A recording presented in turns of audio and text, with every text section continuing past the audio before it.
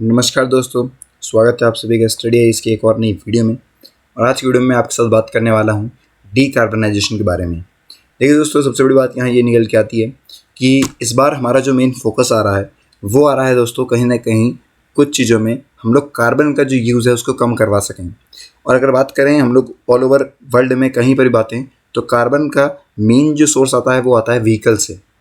जो भी हम व्हीकल यहाँ यूज़ करते हैं वो कहीं ना कहीं प्रोड्यूस कर रहे हैं कार्बन, और वो एक सबसे बड़ी मुश्किल है। अगर हमें उस पर कंट्रोल पा लेंगे तो जो हमारा मिशन है, बेसिकली जो हमारा टारगेट है, आप कह सकते हैं कार्बन का या फिर नेट जीरो कार्बन वाली चीज़ का, वो सफल होने में बहुत आसानी हो जाएगी। ओके, तो इसी बात को यहाँ पे ध्यान में रखते हुए एक सबसे बड़ा टर्म यहाँ पे निकल के आता है, दैट इज़ डीकार्बनाइजेशन।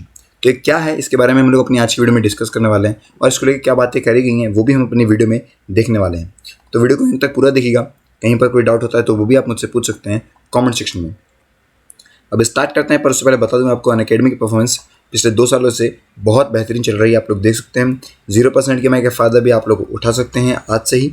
ओके, और ऐसे ही आप लोग लिए ओल्ड राजेंद्र नगर में यहाँ पे नया अनअकैडमी सेंटर है वो खोला गया है। वहाँ पर भी एडमिशन ओपन है 2024 के फाउंडेशन बैच के लिए। ज़्यादा इन्फॉर्मेशन के लिए आप लोग इस पर भी कॉन्टैक्ट कर सकते हैं।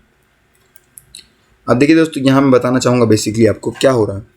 देखिए, दुनिया का सबसे बड़ा फोकस इस टाइम पे क्या है कि किस तरीके से हम लोग यहाँ पे जो क्लाइमेट रिस्क है उसको कम कर सकते हैं। और सबसे बड़ा रिस्क अगर हम देखें तो वो देखने को मिला जब अभी यहाँ पे आप कह सकते हैं टेम्परेचर नापा गया था, तो वहाँ ये पता लगा हमें कि जो टेम्परेचर है पूरे ग्लोबली अर्थ, मतलब पूरी अर्थ का 1.5 डिग्री सेल्सियस से बढ़ गया है। क्यों बढ़ा है? मेन रीज़न बताया जा रहा है ग्रीन हाउस गैस के लिए। सबसे बड़ा रीज़न जो है इस पूरे टेम्परेचर रेज का वो बताया जा रहा है, आप कह सकते हैं ग्रीन हाउस गैस। अब देखिए, क्लाइमेट चेंज जो है दोस्तों वो कहीं ना कहीं इम्पैक्ट भी कर रहा है इंडिया को। काफ़ी ज़्यादा एडवर्स इम्पैक्ट आ सकते हैं एग्रीकल्चर पे, water resource, forest and biodiversity, health, coastal management, और कहीं ना कहीं आप कह सकते हैं इन सभी की जो प्रॉब्लम है वो एक चीज़ से निकल के आती है, that is increase in temperature. Heat wave दोस्तों यहाँ पे काफ़ी कॉमन हो गई हैं। जो आप कह सकते हैं काफ़ी सारे सिटीज़ हैं वहाँ पे हमें आप कह सकते हैं जो हीट है वो 48 डिग्री सेल्सियस या फिर उससे ज़्यादा कभी देखने को मिली है। इसकी वजह से दोस्तों कहीं ना कहीं एग्रीकल्चर प्रोडक्टिविटी में यहाँ पे सिग्निफिकेंट इम्पैक्ट आया है, और वहाँ पे भी हमें डिक्लाइन देखने को मिला है। अगर हम बात करें इस टाइम पे ट्रांसपोर्टेशन के बारे में, ओके, उससे हमें कुछ चीज़ें जो है समझ में आएंगी। पहली बात देखिए दोस्तों क्या है कि भारत के अंदर जो कार्बन फुटप्रिंट है ऑफ अ पर्सन, अगर हम बात करें एक व्यक्ति के बारे में, तो वो 0.56 टन है हर साल का। बहुत बड़ा अमाउंट है ये। ओके, कंपैरेटिवली बात करें अगर हम लोग, तो इससे पता लगता है कि आप कह सकते हैं जो ग्लोबल एवरेज है वो 4 टन पर पर्सन है पर ईयर। इंडिया दोस्तों यहाँ पे जो ट्रांसपोर्ट डिमांड है वो एक्सपेक्टेड है कि इंक्रीज़ हो जाएगी 2.7 टाइम्स अगले 30 सालों में। पर इंडिया जो दोस्तों वो अकाउंट करता है 38% ऑफ पैसेंजर किलोमीटर में। ओके, ये बात आप समझिए।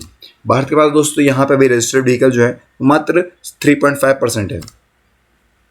टू व्हीलर जो अकाउंट है वो 76 to 80% है टोटल रजिस्टर्ड ऑटोमोटिव में। ओके, और आप कह सकते हैं लास्ट माइल जो है कनेक्टिविटी ये सबसे बड़ी दिक्कत लेके आती है। इसीलिए ज़्यादातर जो लोग हैं वो 3 व्हीलर्स या फिर सब 7 मीटर बसेस में डिपेंडेंट हैं। वहीं अगर हम बात करें इस बार काफ़ी ज़्यादा इंक्रीज़ आया वो ये था कि जो आप कह सकते हैं इलेक्ट्रिक टू व्हीकल है वो जून 2021 में 4073 जो थे वो बिके थे, पर जुलाई 2022 में दोस्तों ये 42,260 हो चुके हैं। That is huge amount. यहाँ पे सबसे बड़ी जो हमारी वृद्धि है ये हुई है। लोग अब ईवी पे ज़्यादा आप कह सकते हैं डिपेंड हुए हैं। और ऐसा क्यों है? क्योंकि जो इलेक्ट्रिक बसेस वगैरह इन सब के प्राइस डाउन हुए थे। ओके, इंडिया जो है दोस्तों वो बिगेस्ट मैन्युफैक्चर है और मार्केट भी है फॉर टू व्हीलर्स दुनिया भर में। अगर हम देख लें तो सबसे बड़ा आप कह सकते हैं इंडिया ही है। ईवी सेगमेंट में दोस्तों यहाँ पे काफ़ी सारे स्टार्टअप्स आते हैं। यहाँ पे लार्ज ट्रेडिशनल मैन्युफैक्चर हैं, वो भी अपने ईवी सेगमेंट को बढ़ा रहे हैं। लाइफ टाइम एमिशन है दोस्तों फ्रॉम ईवी वो मान लीजिए आप 19 to 34% है, जो कि आप मान लीजिए लोअर है आपके इंटरनल कंबंशन इंजन से भी। तो ये सही बात है कि अगर इतना कम ही हो रहा है पूरी लाइफ टाइम में ही, तो हम लोग क्यों ना ईवी पे ट्रांसफॉर्म होते हैं। इसी बात को यहाँ पे ध्यान में रखते हुए, डीकार्बनाइजेशन को बात में ध्यान में रखते हुए, गवर्नमेंट के काफ़ी सारे इनिशिएटिव आए ऑफ ट्रांसपोर्ट सेक्टर। पहला क्या है दोस्तों, वो यह यहाँ पे यह है shift to zero tailpipe emission mode. देखिए, जितने भी यहाँ पे आपको बता दूँ कि हमारा जो national electric mobility mission plan है 2020 वाला, जो कि आप कह सकते हैं पूरा एक नेशनल प्लान मिशन है हमारा, जिसका यही विज़न है कि कैसे हम लोग ज़्यादातर लोगों में आप कह सकते हैं इलेक्ट्रिक व्हीकल की एडॉप्शन और मैन्युफैक्चरिंग बढ़ा सकते हैं अपने इंडिया के अंदर। इसी बात को ध्यान में रखते हुए जो department of heavy industry formulated है, उन्होंने यहाँ पर कह सकते हैं एक faster adoption on manufacturing of electric vehicles in India scheme को लॉन्च किया 2015 के अंदर, जिसका यही एम था कि कैसे मैन्युफैक्चरिंग और यहाँ पे लोग उसको यहाँ पे आप कह सकते हैं यूज़ कर सकें इस टेक्नोलॉजी को, इस बात पे ध्यान रखने के लिए। इसका जो पहला फेज था फेम का, ओके, ये 4 मेन चीज़ों पे डिमांड मतलब उनका फोकस था। पहला था demand creation, technology platform, pilot project और चार्जिंग इंफ्रास्ट्रक्चर। ये आप कह सकते हैं 4 मेन थे पहले फेज के अंदर, ओके। इसके अंदर हर एक सेगमेंट आ रहे थे, 2 wheeler, 3 wheeler, auto, passenger, 4 wheeler vehicles, light commercial vehicle, ये सब आ रहे थे। सेकंड फेज जो है दोस्तों वो 3 साल का सब्सिडी प्रोग्राम है जो कि सपोर्ट करेगा इलेक्ट्रिफिकेशन ऑफ पब्लिक और शेयर ट्रांसपोर्टेशन को, ओके। अगर हमने देखा यहाँ पे रैपिड इंक्रीज आया था सेल ऑफ 2 व्हीकल्स का, जो कि आप देख सकते हैं, जो कि खुद में बहुत बड़ी बात है, ओके। और आप देखेंगे जो गवर्नमेंट है इसने नियरली डबल कर दिया अपने फेम 2 की सब्सिडी को, जिस तरीके से 2023-24 में आप कह सकते हैं लगभग 5,172 करोड़ रुपए दिए गए हैं, ओके। ये खुद में ही बहुत बड़ा अमाउंट है, क्योंकि 2022-23 में दोस्तों दिए गए थे 2,900 करोड़ का, तो 78% का यहाँ पे इंक्रीज हमें गवर्नमेंट की तरफ से भी देखने को मिला है। ईवी वैल्यू चेन दोस्तों, जैसे कि बताऊँ मैं आपको, इसके अंदर क्या है कि पूरी जो इलेक्ट्रिक व्हीकल की वैल्यू है उसको यहाँ बढ़ाने की बात करी गई है, और इंडिया जो है दोस्तों बन जाएगा आप कह सकते हैं global hub for manufacturing for the entire EV value chain को। ये बहुत बड़ी बात है हमारे लिए इस टाइम पे, और हम लोग का एम यही है कि हम लोग आने वाले 5 सालों में पूरी चीज़ों को अचीव कर सकें, और हमारे इंडिया के लिए काफ़ी बड़ा जो मौका है, चाहे वो एम्प्लॉयमेंट में हो, चाहे वो कैसे भी हो, वो बढ़ा सकें।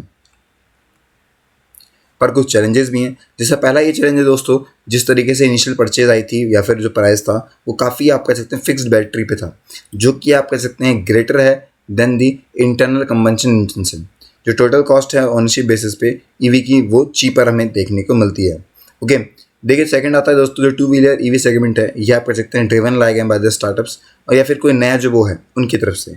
अभी यहाँ पे जो स्टेब्लिश्ड यहाँ पे सेगमेंट है, अगर वो इस चीज़ को ज्वाइन करेंगे तो हो सकता है शायद हमें आगे कुछ चीज़ें देखने को मिले, लेकिन जब तक आप कह सकते हैं जो जाने मानी कंपनीज हैं वो नहीं आ रही इसमें, तो वो एक प्रॉब्लम है कि उनको कैसे हम लोग लेके आ पाएँ।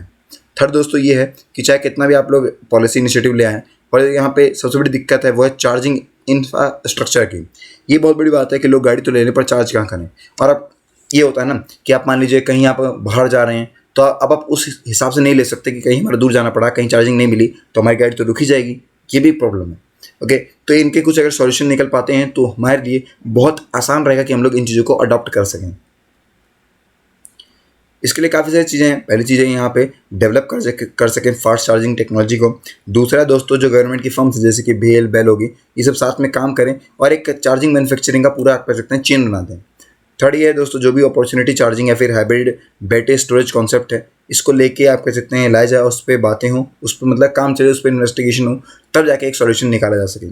फोर्थ ये है कि यहाँ पे जो रूरल बैटरी स्वैप स्टेशन हैं उनके लिए कहीं ना कहीं आप कह सकते हैं लेके आया जाए, क्योंकि लोगों के लिए यहाँ पे अडॉप्ट करना आसान हो जाएगा।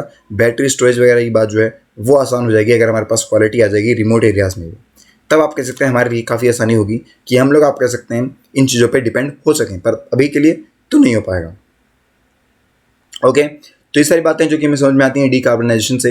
अगर अभी कोई आपका डाउट है तो वो भी आप मुझसे पूछ सकते हैं कमेंट सेक्शन में। पर आज की वीडियो के इतना ही, मिलते हैं नेक्स्ट वीडियो, तो तक के लिए have a nice day and take care.